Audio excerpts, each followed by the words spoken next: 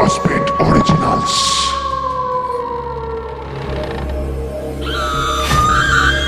Scream, এবার সবাই ভয় পাবে।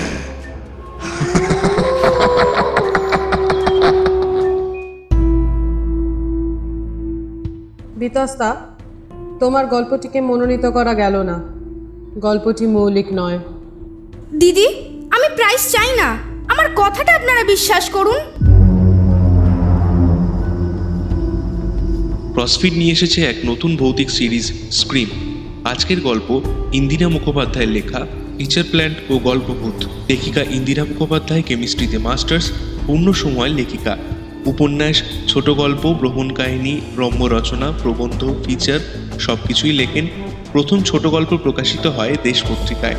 এবেলা, আনন্দমেলা, সানন্দা, সাপ্তাহিক বর্তমান, ফেমিনা বাংলা, উত্তরবঙ্গ সংবাদ, যুগশঙ্খ, শিলাদিত্য, শুকতারাক, সুখবর, বাংলা লাইভ ইত্যাদি নামি দামি বাণিজ্যিক পত্রিকার পাশাপাশি একাধিক ছোট গল্প প্রকাশিত বিভিন্ন লিটল ম্যাগাজিন এবং ওয়েব পত্রিকায়। সানন্দা পুজোয় প্রকাশিত উপন্যাস কলাবতী কথা, দ্বিতীয় উপন্যাস স্ত্রীধারা, চিন্তামণির থটসপ, কসমিক পুরাণ, কিংবদন্তির হেসেল, এছাড়াও ইংরেজি রান্নার বই 89 রেসিপিস বেশ জনপ্রিয়। বিশেষ শখ রান্নাবান্না এবং গান। শুরু হচ্ছে আজকের গল্প ইন্দিরা মুখোপাধ্যায়ের লেখা টিচার প্ল্যান্ট ও গল্পভূত।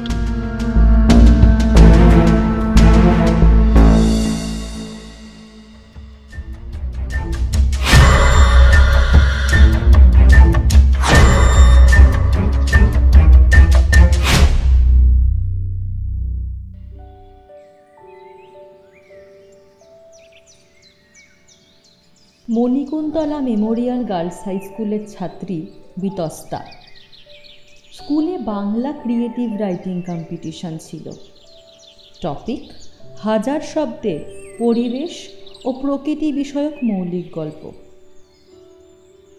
ফার্স্ট পিরিয়ডে বলে দেওয়া হলো স্কুল ছুটির আগে যখন হোক ঘষে মেজে সাবমিট করতে হবে বড়দির টেবিলে। ইচ্ছে করলে বাগানে বসেও গল্প লিখতে পারে, লাইব্রেরি বন্ধ, অতএব কোনো বই টই ঘাঁটার স্কোপ নেই। একবার ক্লাস ঘর, তারপর জারুল গাছের ছায়া, আবার ক্লাস ঘর, তো আবার বাঁধানো লিলি ফুলের সিঁড়িতে বসে অনেক মগজ সার্ভ করেও আইডিয়া পাচ্ছে না বিতস্তা। খানিক পাখির ডাক, পোকার বনবন, হাওয়ার সনসন, পাতার খড়খড় শুনল, একটি লাইনও মাথায় এলো না। গত বছর এই মেয়েটাই গল্প লিখে ফার্স্ট হয়েছিল, আগের বারে থার্ড।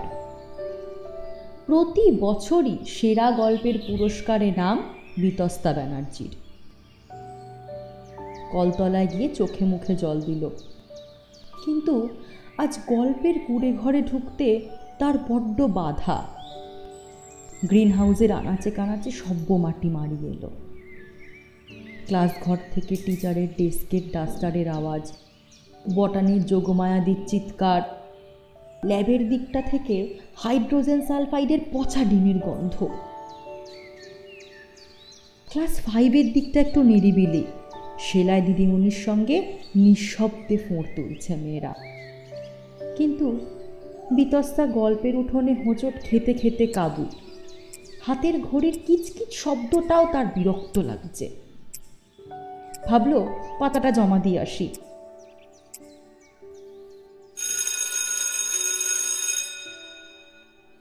এদিকে ফার্স্ট পিরিয়ড গড়িয়ে সেকেন্ড পিরিয়ডের ঘন্টাও যে পড়ে গেল।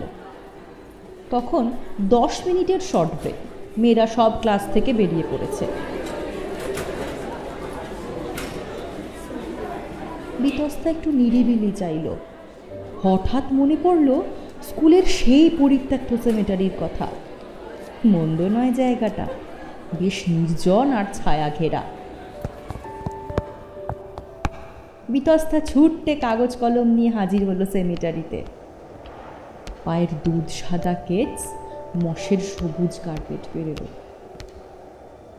এবার সিঁড়িতে গিয়ে বসে সে ভাবনার খোলা খাতাও মেলে ধরল, আর সেই সঙ্গে স্কার্টের ওপর প্লাইউডের বোর্ডে আটকানো 2-4টে লাইন টানা সাদা পাতা।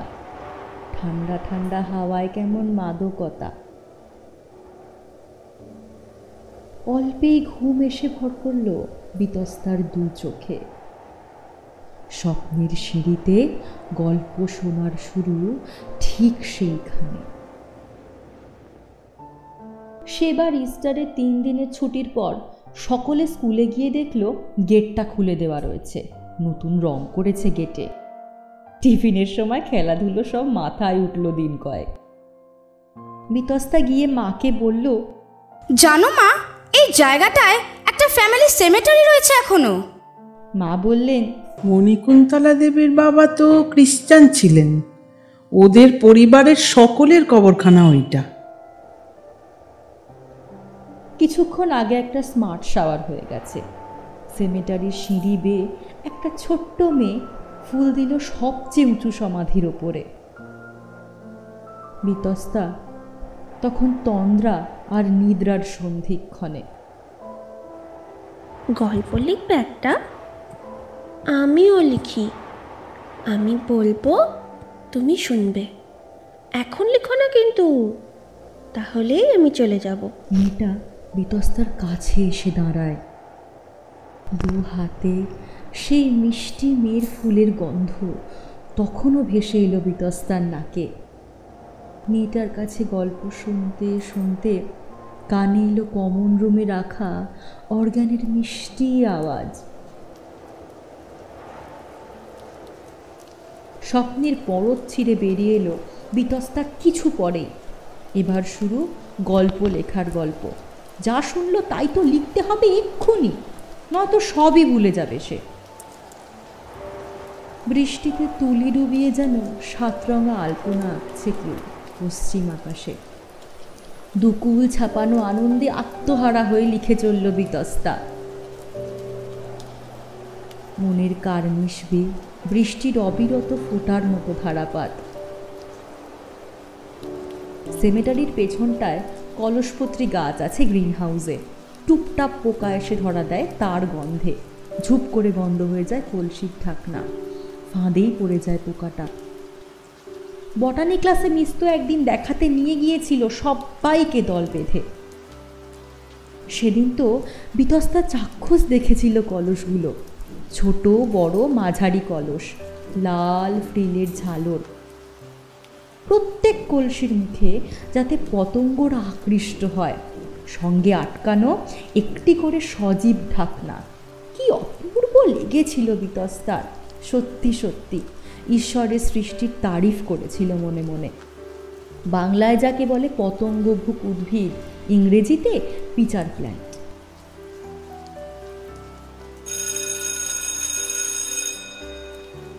টিফিনের ঘন্টা পড়ল।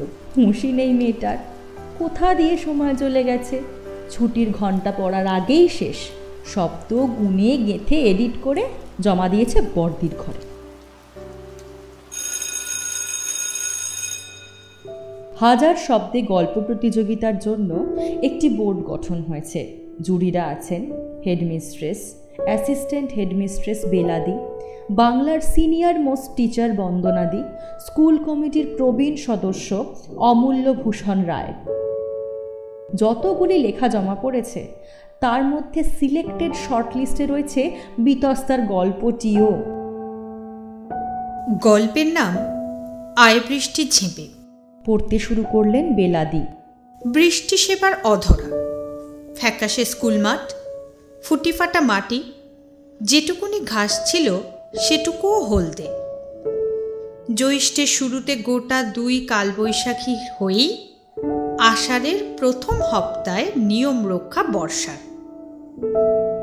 তারপর আষাঢ়ের চৌকাঠ লাফিয়ে বর্ষা শ্রাবণের উঠানে লাফ দিয়েছে ভাদ্রের রোদ্দুরকে সঙ্গে করে।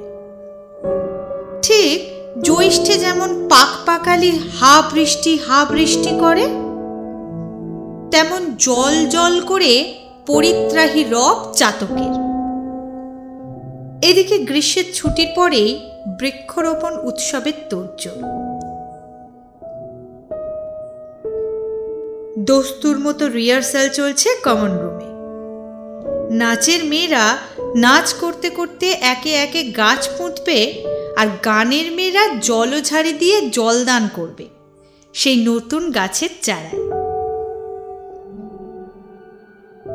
বন মহোৎসবের দিনে গান গাইতে গাইতে গানের মেয়েরা স্টেজ থেকে নেমে এলো, আর নাচের মেয়েরা বেরিয়ে এসে একটা একটা করে চারা গাছ হাতে তুলে নাচের ছন্দে যেতে লাগলো মাঠের ধারে।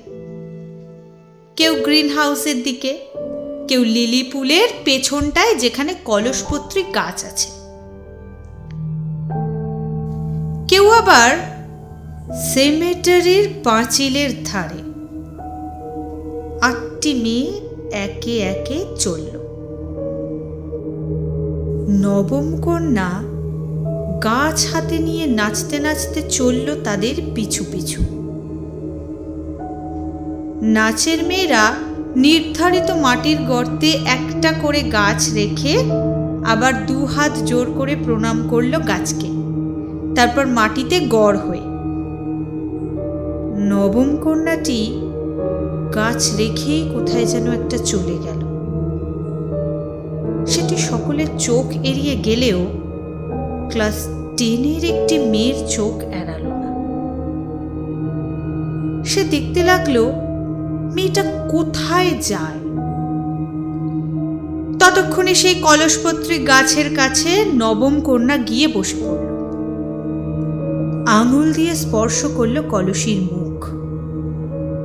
বিন্দু বিন্দু রসালো আঠার মতো কি যেন লাগলো তার হাতের আঙুলে। 1 বার, 2 বার, 3 বার। সেই জলবিন্দু শান্তির জলের মতো ছুঁড়ে দিল মাঠের দিকে। কালো মেঘের ত্রিপলে ঢেকে গেছে মাঠ ইতিমধ্যে। মেঘের গুরু গুরু গর্জনে গান আর শোনা গেল। মেয়েটা কলসপত্রীর কাছেই বসেছিল। বৃষ্টির আশীর্বাদ ঝরে পড়ল স্কুল মাঠে। এক রাশ ঠান্ডা হাওয়ার ঝাপটে সব এলোমেলো, যেন খুশির তুফান এসেছে। আনন্দে সকলে লুটোপুটি খাচ্ছে। গানের মেয়েরা তখন সব দিদিমণির কাছে বায়না করতে শুরু করেছে, আমাদের স্পেশাল ট্রিট চাই দিদি, আমরা এমন গান গেয়েছি যে বৃষ্টি নেমেছে। মেয়েটা ভাবতে ভাবতে কেমন যেন উদাস হয়ে গেল। সে মনের ক্যানভাসে রং তুলি নিয়ে বর্ষার সেই ছবি তখন এঁকেই চলেছে। সেই কলসপত্রীর সঙ্গে নবম কন্যাটির সেই অভূতপূর্ব শখে বৃষ্টি নামার গল্প। এ কি সত্যি সত্যি বৃষ্টি হলো, প্রাকৃতিকভাবে নাকি কৃত্রিম উপায়? এ কি মায়া নাকি অলিক বাস্তব? সিনেমায় বৃষ্টি বানানো হয়, কিন্তু আজ যেটা তার চোখের সামনে ঘটল সেটা তবে কি? মনে মনে বলল, মা বলেছিলেন বিশ্বাসে মিলায় বস্তু তর্কে বহুদূর। সব কিছু বিজ্ঞান দিয়ে ব্যাখ্যা করতে নেই। কিছু কিছু ঘটনা ঘটে যায় বুদ্ধিতে যার ব্যাখ্যাও মেলে না।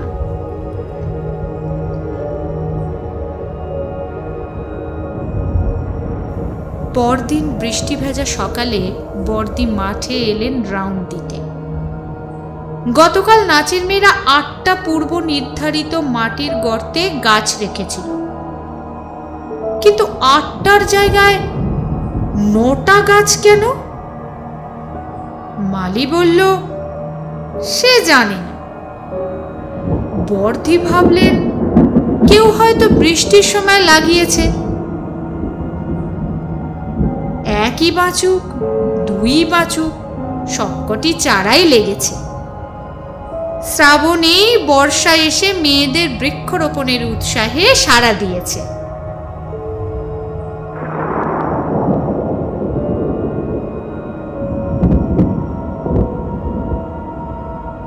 কেউ জানতেও পারল না সেই বিয়োগ ফলের রহস্য।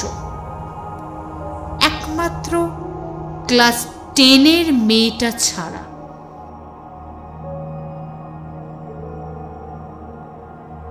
স্কুল সেক্রেটারি অমূল্যভূষণ বাবু কমিটিতে আছেন প্রায় বিগত 60 বছর ধরে।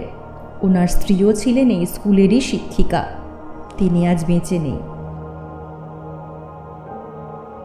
বিলাদি গল্পটা পড়া শুরু করা থেকেই উনি যেন কেমন উসখুস করছিলেন। ইতিমধ্যে গল্প পড়াও শেষ হয়েছে। গল্পটি শুনে অমূল্যবাবু বললেন, আমাদের স্কুল লাইব্রেরি কি খোলা আছে? বর্দি বললেন, গল্পটা তো ভালোই দাঁড়িয়েছে মনে হলো। দেবাঘর, এখন কি লাইব্রেরিটা খুলতে পারবে?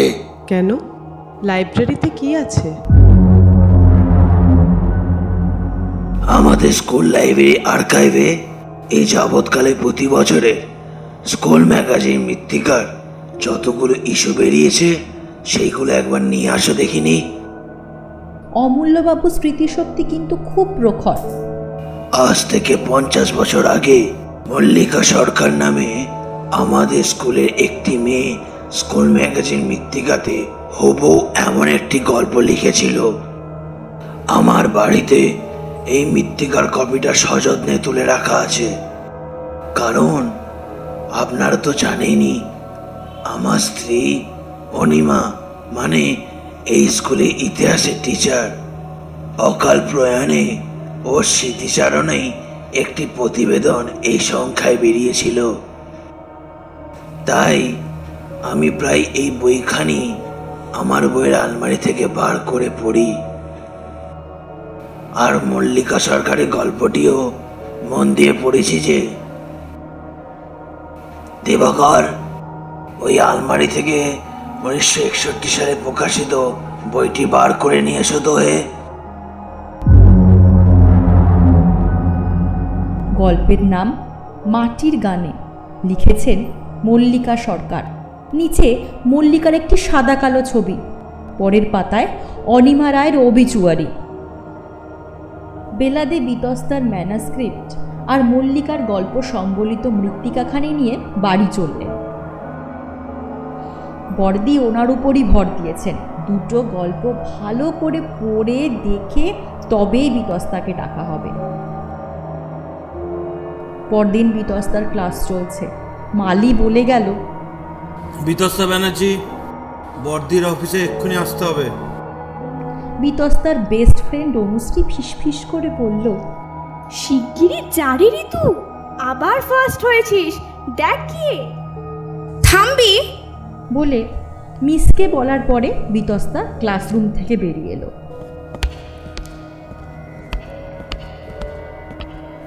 বর্দির ঘরের পর্দা সরিয়ে ভেতরে পা রাখতেই বর্দি গম্ভীর হয়ে বললেন, গল্পটা নিজে লিখেছ?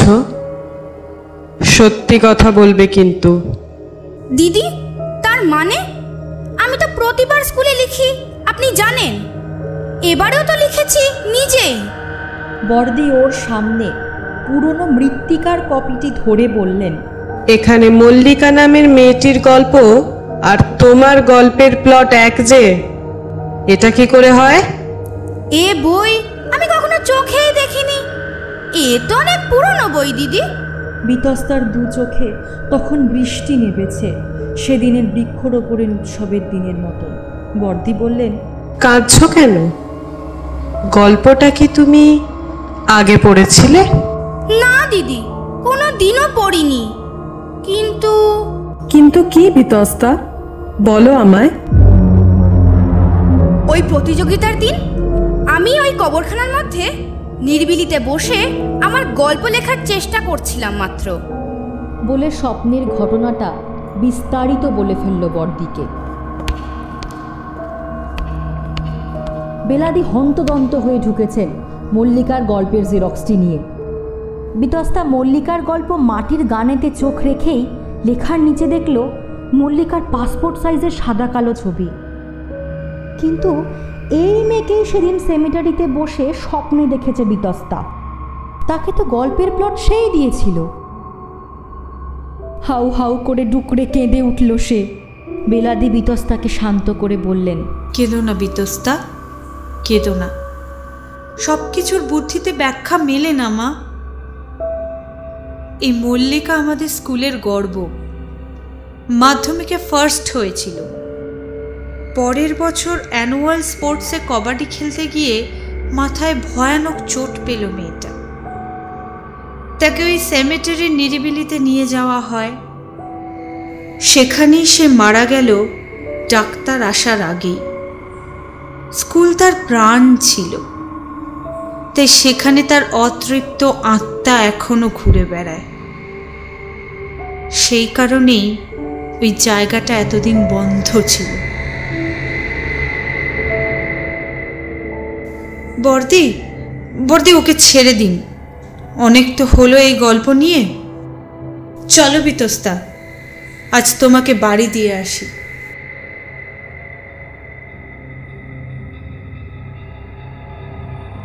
গল্প লিখবে একটা? আমিও লিখি। আমি বলবো, তুমি শুনবে।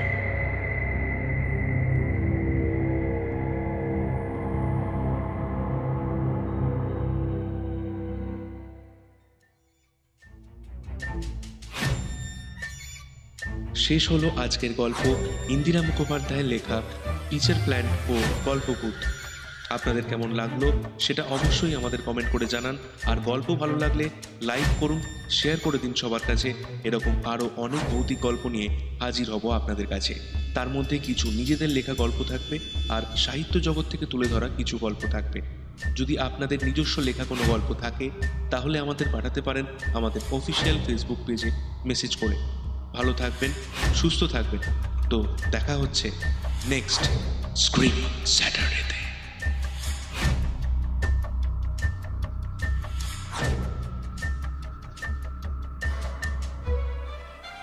হুম।